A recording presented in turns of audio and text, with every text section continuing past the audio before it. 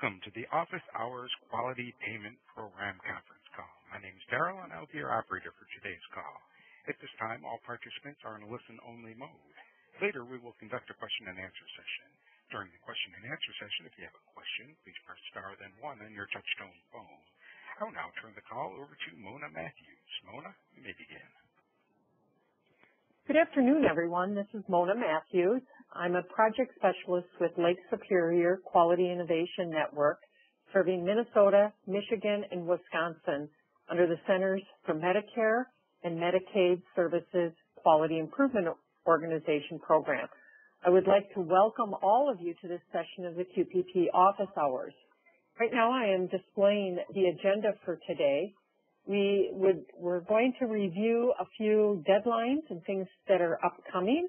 We'll spend a little bit of time talking about the eligibility measure applicability process, and then we'll open up the forum for attendee questions. I'm going to switch over to the PowerPoint. So today's call will be operator assisted. By default, right now, everyone's phones are currently muted to avoid background noise.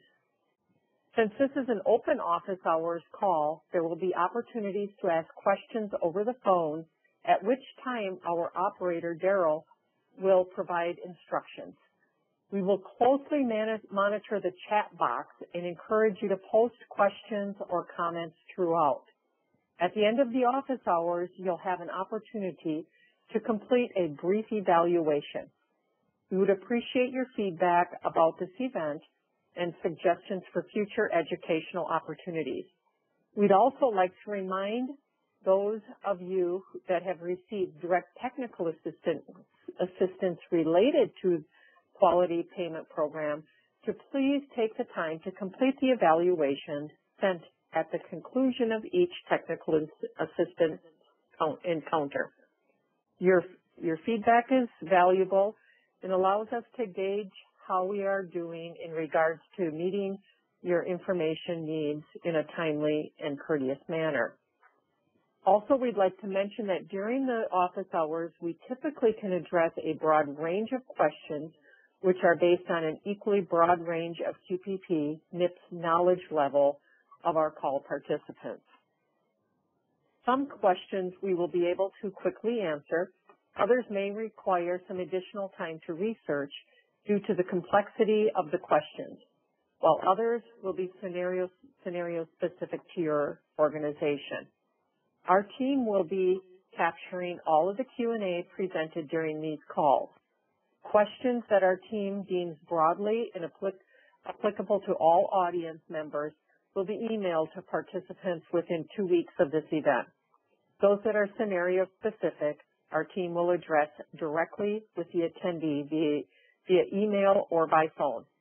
Finally, questions that require more research or those that appear frequently will be addressed at the next office hours.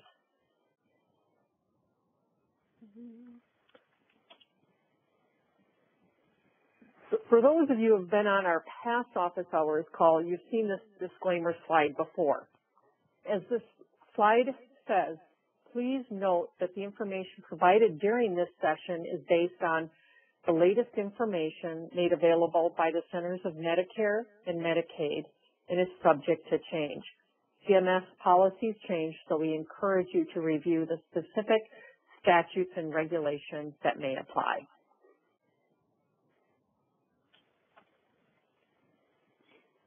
The targeted review deadline is this Monday, October 15th at 8 p.m.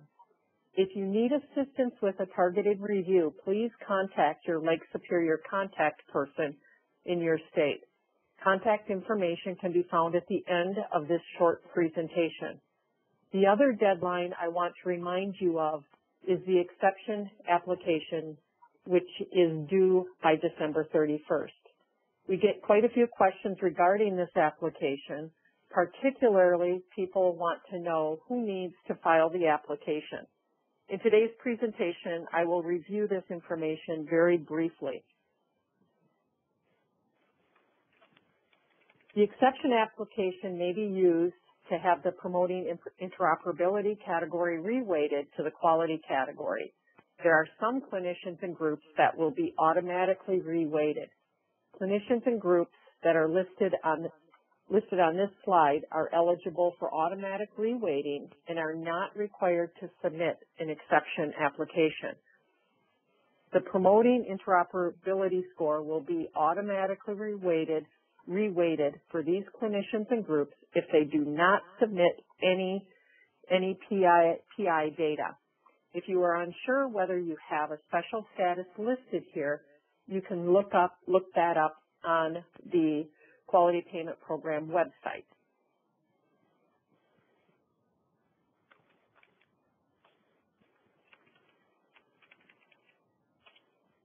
In the past few weeks, the CMS has released some new resources.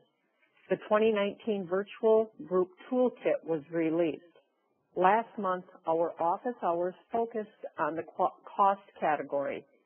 CMS recently updated the cost category and claims data submission fact sheets.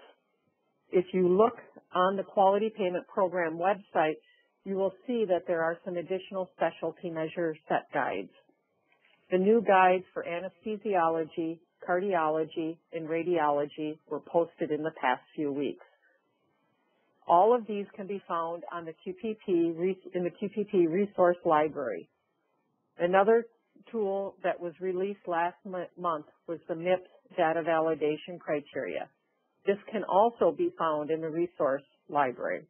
The data validation guide includes information about measures, including suggested documentation for improvement activities. The last resource listed here is one that we get some questions regarding, so I'm going to spend a little bit of time today discussing it. It is the Eligibility Measure Applicability, or EMA, resource. The fact sheet for the EMA resource can also be found on the QPP resource library. In the next few slides, I'm going to review just a little bit of detail around this resource. As most of you know on the call, a group or individual typically needs to submit at least 6 quality measures, and one of those quality measures needs to be an outcome or high priority measure, or submit a complete measure set. If you or your group don't meet the 6 quality measures or the complete measure set, the EMA process is applied. This process will be used to see if there are clinically related measures you could have submitted if your quality data was submitted through claims or qualified registry and you submitted less than the required measures. Just as a reminder, these are the stated requirements for the quality category. Most of you are probably already aware of this. You can find specialty measure sets on the Quality Payment Program website. When you are on the website, you will need to click on MIPS and then Explore Measures, and you can select a quality measure set. If you need assistance accessing this, please just give us a call. For those of you who have used the MIPS estimator in the past, the MIPS estimator does include these specialty measure sets. While many specialties have specialty measure sets, some do not. If there is not a specialty measure set available for your specialty, you will have to select from closely related specialty or from the entire list for related measure. The EMA process will apply if you cannot find those at least 6 of those measures.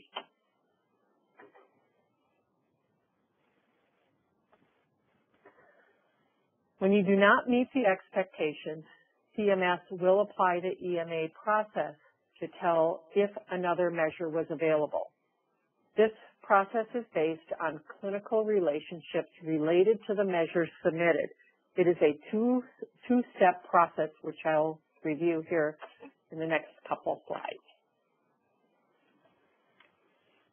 So the first step of the EMA process is a clinical relation test. This test sees if there are more clinically related measures based on the 1 to 5 quality measures you submitted. If you did not submit any high priority or outcome measure, the test will see if there are any clinically related measures that are outcome or high priority measures. The second step is applied only if your measures were submitted via claims. This is the minimum threshold test, which looks at the Medicare claims you submitted to see if there are at least 20 in the denominator of eligible instances for any available but unsubmitted claim measures found in step 1. This EMA step only applies to measures submitted via claims. This test is separate from the requirement that you need 60% data completeness to get a benchmark performance calculation in the 2018 performance year. This step does not apply to measures submitted via your registry.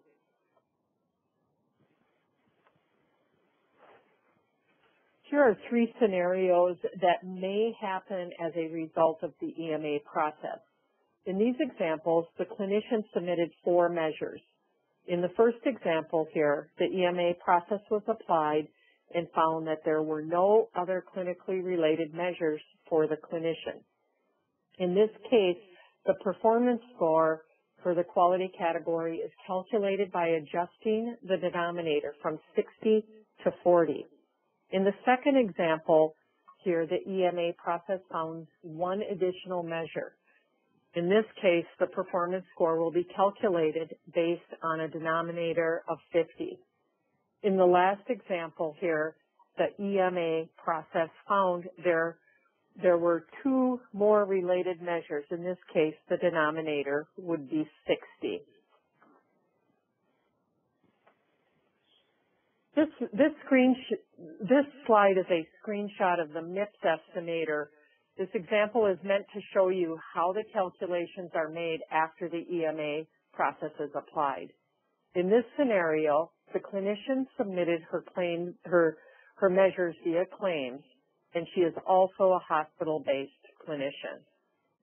She submitted 1 quality measure.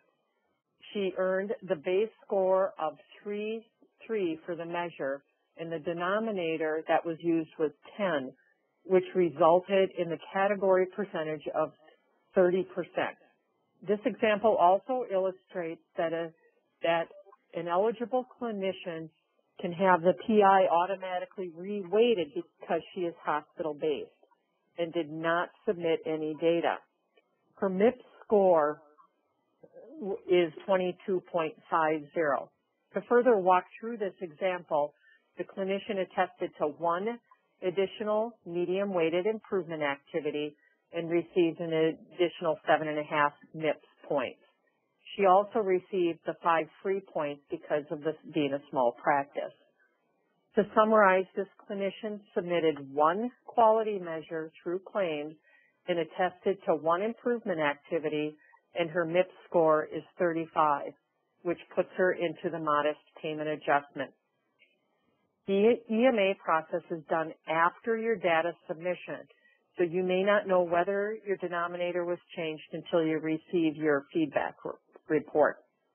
For 2017, if you submitted fewer than 6 measures or an entire measure set and your quality denominator was not changed, this may be a good reason that you might want to file a targeted review. Now remember, those targeted reviews are due Monday by 8 p.m., so you'll want to do that right away. Given the fact that this is something that you don't know until your feedback report is received, we recognize the difficulty and the risk you take when reporting fewer than 6 measures or not reporting the entire measure set if there's a specialty measure set for you.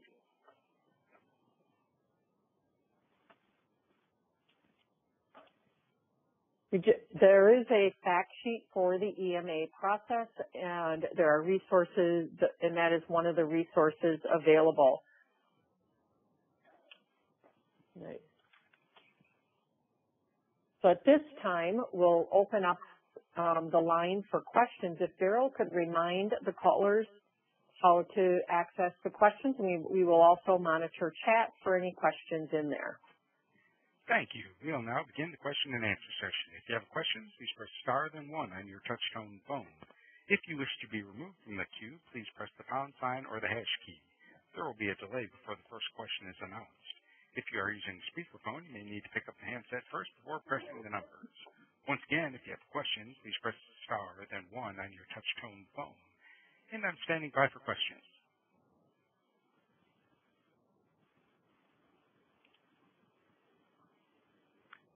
Once again, that's star then 1 on your touch-tone phone.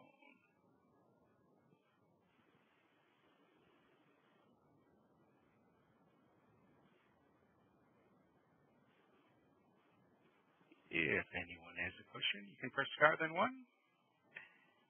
And we don't have any questions in the queue. Please remember that the questions do not need to relate to the presentation today. If you have any questions related to the Quality Payment Program, please ask them now or put them into the chat area on your screen. We're here. There's a group of us here ready for questions. We do have a question from Don. Don, you can go ahead with your question. Hi, this is Don from Health East. I got a question about this EMA. This is kind of new terminology for me. Can you explain EMA a little deeper as to really what it is? So the EMA process is a process that can be used if you have a group that maybe is a subspecialty group that does not have a specialty measure set, and they have perused the entire list of quality measures, and there really aren't any, or there's maybe only 1 or 2 applicable measures available for that subspecialist. They should report on the 1, 2, or 3 measures that they can find that are applicable, and then this EMA process will be applied after they submit their measures. All right, so this does apply to specialists, and it's useful if they don't have enough specialty quality measures to report themselves or covered by? Yeah, that's correct. I think of some, like a dermatopathologist or maybe an anesthesiologist that is specialized in one area. They may not have applicable measures. This is Lisa, and just to add into that, even if you're not a specialist, but work in kind of a, let's say you're a family practice and you're working in a specialty area, and you didn't see enough Medicare beneficiaries under the family practice or the general MIPS measures because you're working, let's say for some reason in an eye clinic or something, then the MAV would also come into play because that clinician would not have billed their a usual list of procedures and billing services under their specialty, but they're limited because they work with a specialist. So it all depends what they've billed to Medicare, and if Medicare is finding that they have bills under their NPI-TIN combination that are applicable to the measures that are available to them. So if I understand this right, we do a test as a group for all of our providers, which is a combination of ambulatory providers and specialists. As long as we're group testing at that level, do I have to worry about this EMA? Because my specialist would be part of the group? No. Okay, good. Because really what would happen in that case, Don, is let's say you have an eye surgeon who's in with your group reporting, and you're reporting on all family practice measures. Well, in all reality, that eye clinician would not have any measures that would be even contributing to their quality measures. Mm-hmm. So they don't. I don't have to get that granular this year, right? I mean, he still will be covered as part of the group attestation, right? Correct. Okay. This comes into play quite often maybe for a smaller practice. Mm-hmm. It could be or if you have a large practice that is reporting individual reports for everyone, and you might have, say, to kind of go with Lisa's example, maybe a family practice clinician that's working in a neurosurgery department and not necessarily using those measures for family practice. Okay. Another question for you, too, that you touched on was the exceptions that we need to file by the end of the year. I've got a group of providers that basically work within the nursing homes, and those nursing homes don't have an EHR system. So we've always filed a hardship exception for them in the past, and it's always been approved.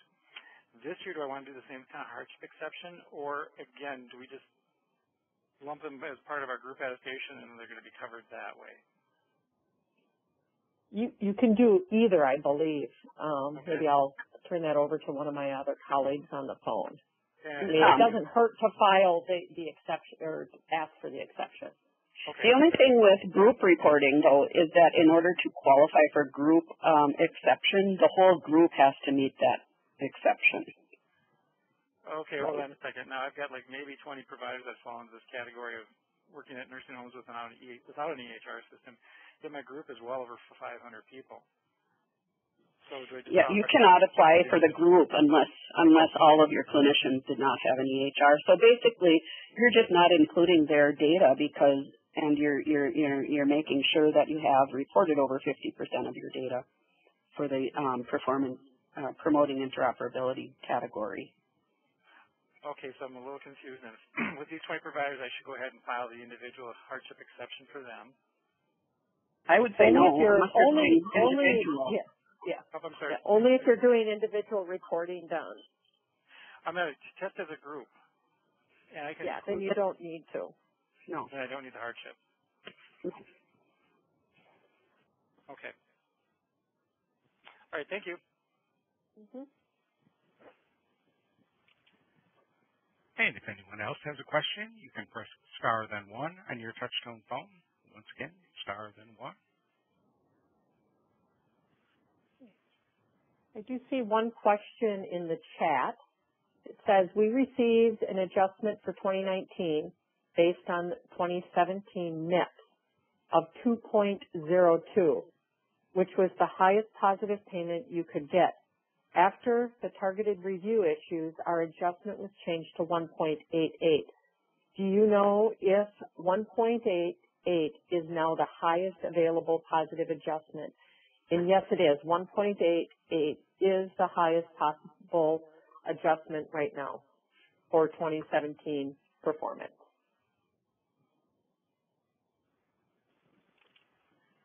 And once again, if anyone has a question, you can press star then 1 on your touchtone phone.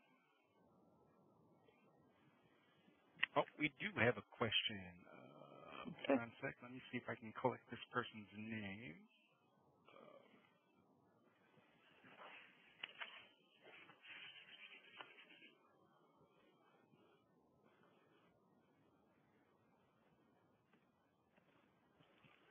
All right, I couldn't quite make out this person's name. It sounds like a Grace, possibly.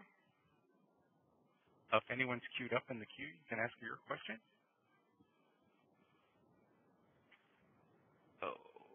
Okay, I'm going to move on to the next question. Don has a question. Yeah, just kind of following up on that 1.8 being the highest score.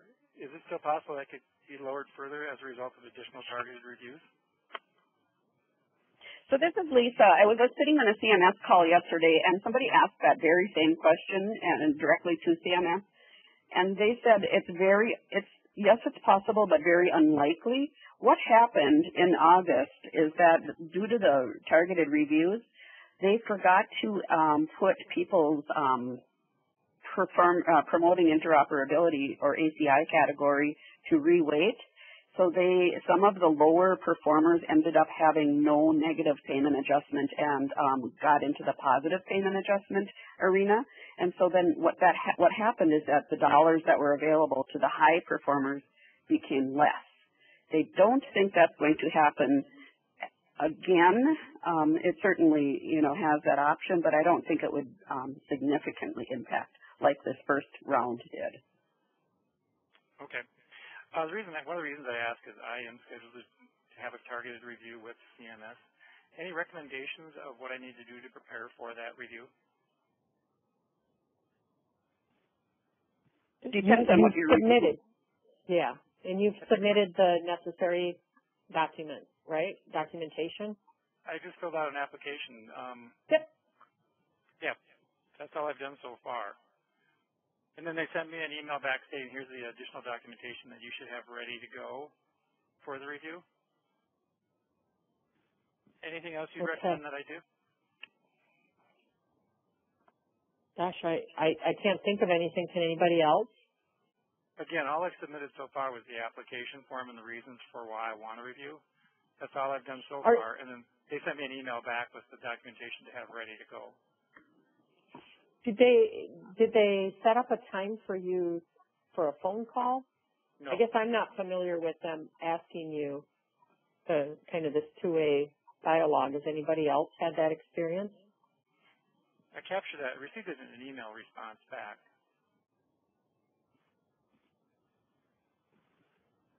I really think, Don, it has to do with, the onus is on you to prove your point, I think, and so anything that you have that's supporting your point would be helpful, even if they're not asking for it.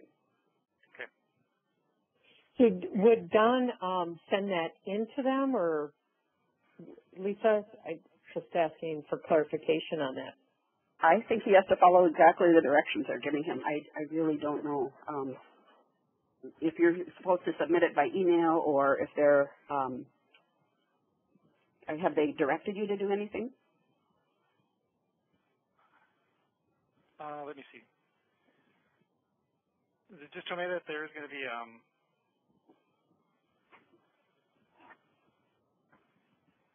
basically they're telling me that I need to gather my supporting documentation, as we must receive this information with 30 calendar days after we request it.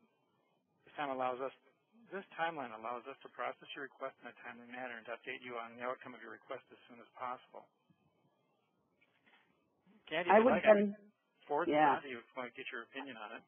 Yeah, why don't you forward it to our help desk, Don? And just based on what you're telling me, I think the onus is on you to submit to them that they're not going to ask you again. And again, I get the impression I'm not supposed to submit anything until they ask for it and then have to submit it within Okay, the next shoot it on to us, and we'll help you with it. All right, I appreciate that. Thank you. Yeah, my experience with the targeted reviews is the paperwork or the request is submitted via the mechanisms on the Quality Payment Program website, and then you hear whether it was accepted or denied. So I have not had anybody receive something like that, Don. And our next question comes from Greg. Greg, you can go ahead with your question.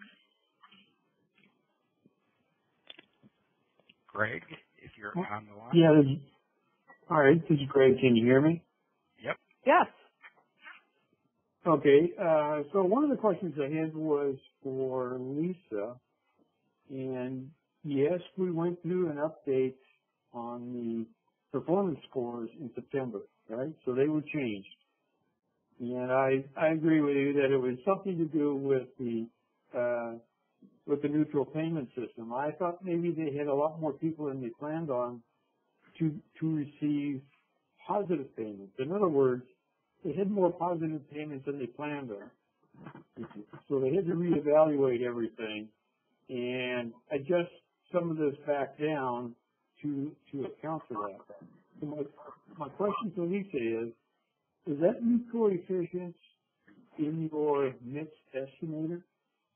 Actually, that's a really good question and a good point. Our MIPS estimator has been spot on throughout the whole process. This only had to do with CMS's payment calculations, nothing to do with our MIPS estimator or how we calculate the MIPS score. Ah, okay. That's all I have. Just to be a little bit clear on this, this is Mona. The adjustment that was made earlier to had to do with the actual payment adjustment, not necessarily the MIP score. So originally that 2.02 payment adjustment was related to a score of 100, and now it's 1.88, but it's still, the MIP score was 100. It didn't change the MIP scores. If there's anybody on the line that doesn't, that has some different information, please go ahead and chime in. So it wasn't to do, they didn't adjust people's MIP scores necessarily, with the exception of recalculating based on the fact that some people might have been reweighted. Yeah, this is Reed Haza at Stratus Health. I could add to what Lisa and Mona just explained there. So if you step back and look at the context of, why these were being adjusted, we know in the 2017 performance period that CMS set the performance score threshold at 3 points. So of course, it's relatively easy in the first year of the program to score higher than that. So ultimately what happened is more people ended up far above that 3-point minimum threshold within that 0 to 100 scoring range.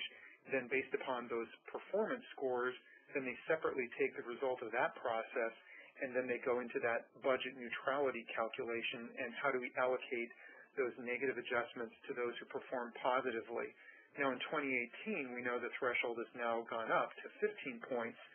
So it's your guess is as good as mine as to where everybody's going to end up in the second year of the program.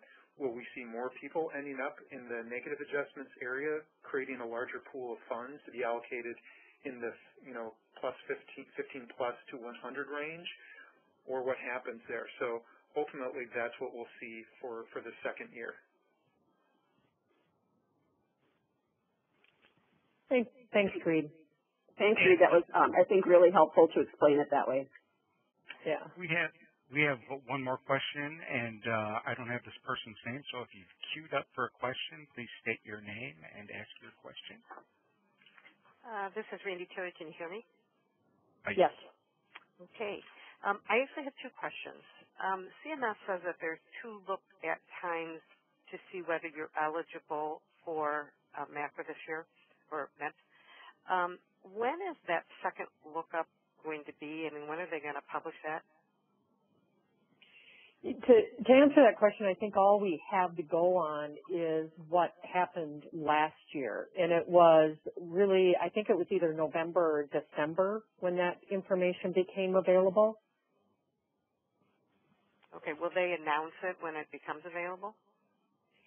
They should. And once we hear, we'll make sure that if you're on our contact list, that you'll get something from us as well. Okay.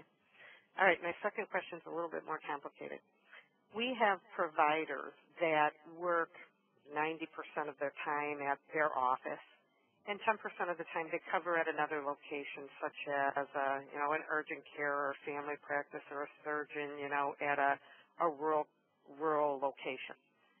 Then we found a couple of these, more than a couple, at that rural location it's an advanced APM, or that PIN is associated with an advanced APM. So 95% of their work is done at a TIN that is part of, their office. 5% of their work is done at this advanced APM. We're being told that they don't qualify for MIPS under their 95% office because they're in an advanced alternative payment under the other TIN. And CMS has sent that back to us in a QPP, and there's been a lot of other webinars on that as well. Thoughts on that? Because that's really disadvantaging these poor providers that are going out to help these rural areas. Yeah, it does disadvantage them.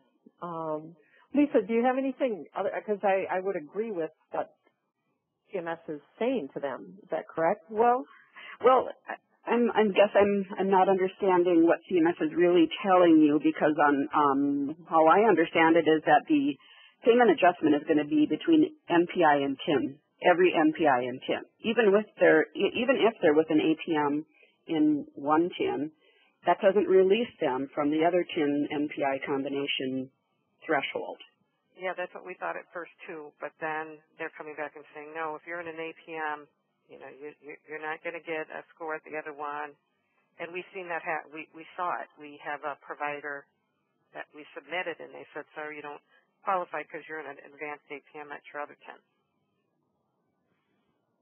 Well, was that provider maybe below the low volume threshold in your 10?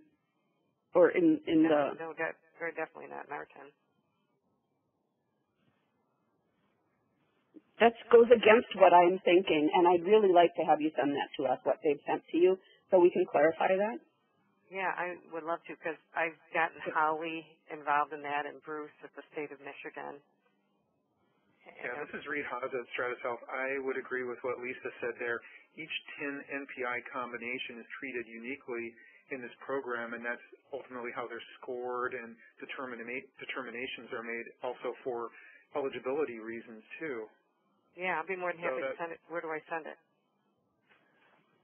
The contact information is on this last page, but you can send it to any of us. Do we want, if Minnesota, if you guys want to look at it? Why don't you have it sent to you, and then why don't you forward it to us and we can work on it together? Okay. Sure. Yeah, why don't you can just send it. This is Mona. Just send it to me, and I'll take a look at it and share it with everybody. So my contact information is on the screen right now. Okay, but you have to promise to get back to me. Oh, yeah, we'll get back to you. Okay. And I'm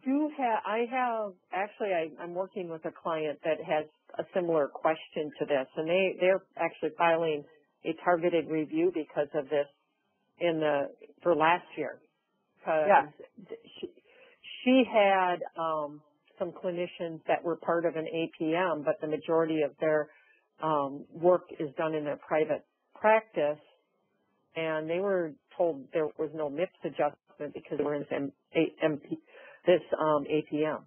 And that's what we've been told, and that's what the QPP website told us, and we've heard it from the advisory board as well. So, yeah, I'll send it out to you. Yeah, I'll share it with the rest of the group. Yeah.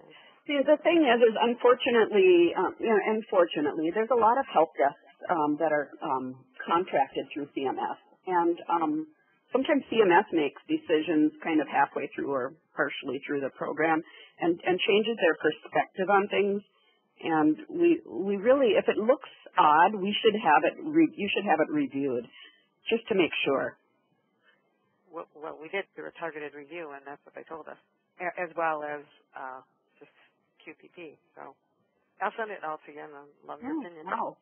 Okay. Well, maybe we have some new information based on that, but we need to know that if that's the case, and we'll keep everybody posted on that. Because that's going to discourage all these people to go to anybody who's in an APM, because that APM gets a 5%, they don't. And that's really going to mess a lot of people up. To be continued. Well, I think if your targeted review is already done, that's kind of the final answer, but I'd really like to see what they told you, and if we're incorrect in the information we're, telling people, then we need to verify with CMS and what exactly their plan and intention is. Yeah, that does sound, very interesting, because the cornerstone, as far as what Lisa's saying there, and my understanding too, is that 10 NPI combination is really kind of how they make those judgments. And also when you go into the QPP.cms.gov lookup site for those NPI numbers, they display those eligibility on that basis. So I'm very interested in following up on this. So we'll definitely do some digging. And just keep in mind that on the website, it's only reflecting what has happened through 2017. They are not putting the eligibility period from September 1 of 2017 through August 31st of 2018 on the website for eligibility until next year. Until November or December. Yeah, and it's probably closer to December. Or January. That's when we found out. Yeah, so the second eligibility period for 2018 has ended August 31st. And remember, they've got to get all the bills and all the reconciliation done for that before they can post that on the website. Well, that was my first question, and you guys said November-ish. Yeah, and last year it was updated, Lisa, in December. Was it? Okay. Yeah, it was. But it was, so, yeah. Okay. I'll send you all this. Yeah.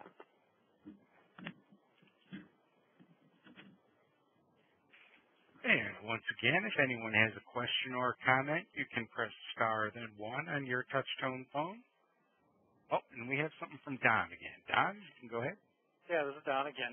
Based upon the conversation we just had here with this last caller, just to make sure I understand, as far as who CMS recognizes as a provider associated with our TIN, anybody who billed Medicare from last September 1st through August 31 of this year, they're going to recognize as part of our TIN group. Is that correct? One of the challenges that I always have is trying to make sure I have an accurate list of providers that CMS recognizes as being part of our group. Is that the safest way to guarantee that anybody who billed Medicare in that past year will be recognized by CMS? Well, it's 2 years, really. Well, yeah, it is.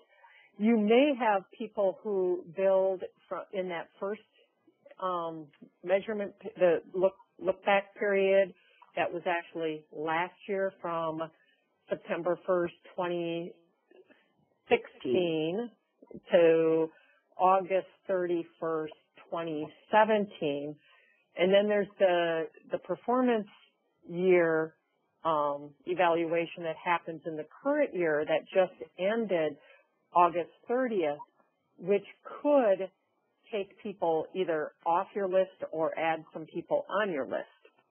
All right. So based on what you just said, is it best then to run a report that tells me every provider that's billed Medicare within the past 2 look-back periods? Would that be a way to guarantee that I'm covering everybody? Yep. Yes. All right. I thought it was just from September 1 of last year to August 31 of this year. So it sounds like I need to actually do both periods. No, they look at both periods because if they hit below the low volume threshold in any one of those determination periods, then they can be ineligible for MIPS reporting. Okay. At the individual level, right, Lisa? At the individual level. Still, if you're doing a group report and you want to make sure you're including everybody in your group, they're going to be on your list. So again, because the group eligibility, they're still group eligible, and you may have people added to being group eligible during the performance year. All right, so then I'm a little confused. Yes, I'm doing a test at the group level. So again, do I want to report for the past 2 look-back periods or just this previous look-back period to make sure that I've got an accurate list of providers? The past 2, correct, Lisa? Yeah, I'd say 2 years because it's everybody that has billed under Medicare Part B for the past 2 years, and that's what they're looking at. Okay, good. Thank you for the clarification.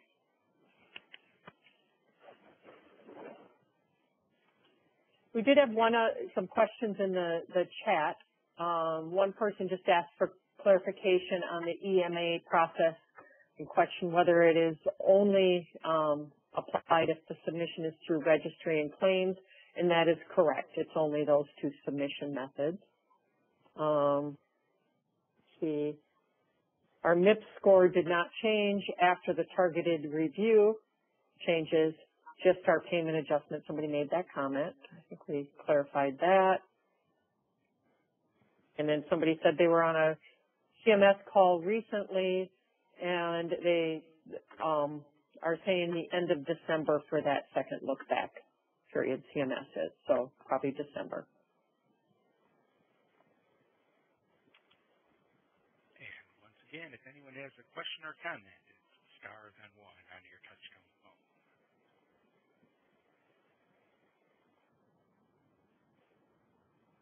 And we have no more questions at this time.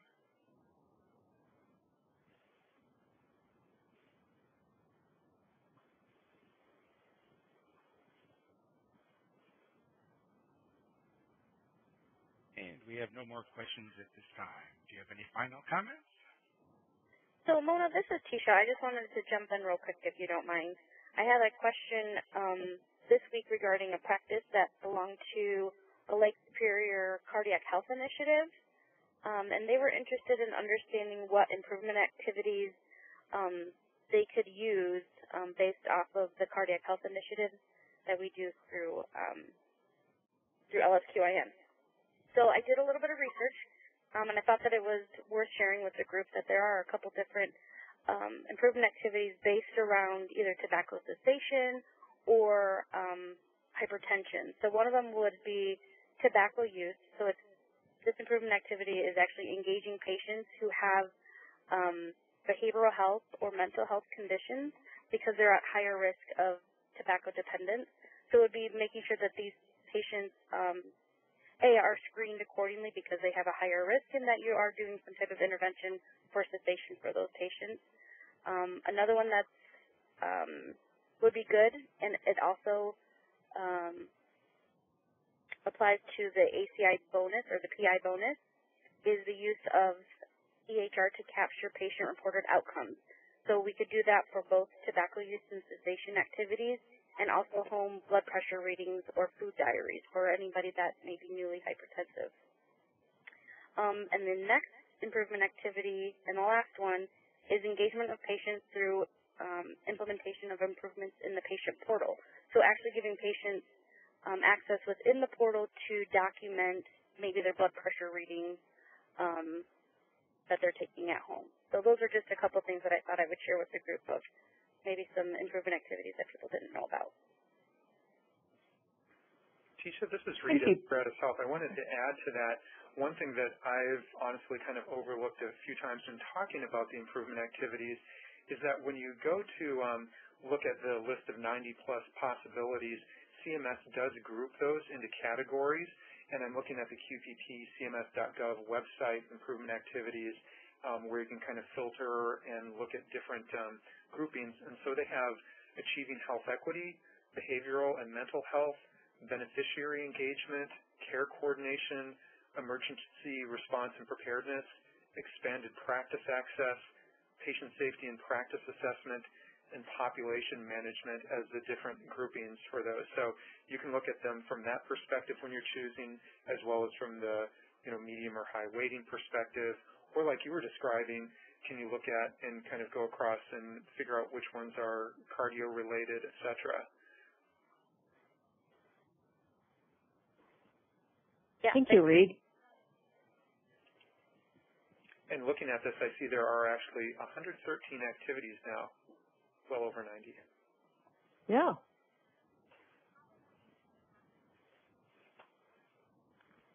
And once again, if anyone has a question or comment, you can press star, then 1 on your touch-tone phone.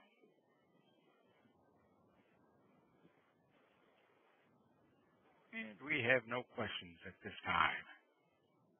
Okay. We're about 9 minutes before the top of the hour, so if there are no more questions, and I just want to check with the rest of the panel to make sure they don't have anything else to add today, or if they see a question in the chat that I overlooked.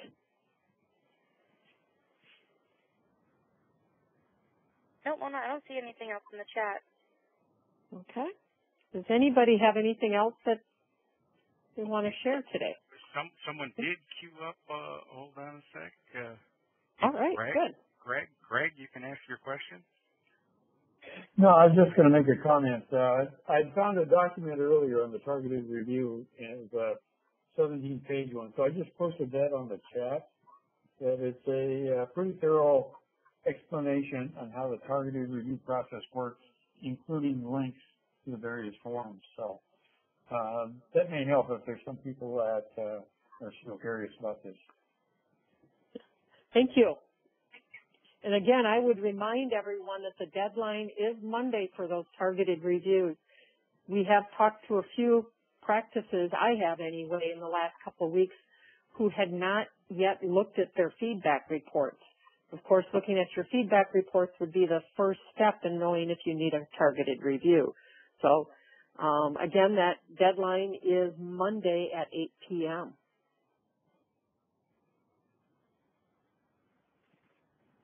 And we have no more comments at this time. All right. Thanks again for joining us today. As mentioned at the onset of this meeting, we'll compile and vet the questions posed today and email you the answers, or contact you directly if the responses are more detailed.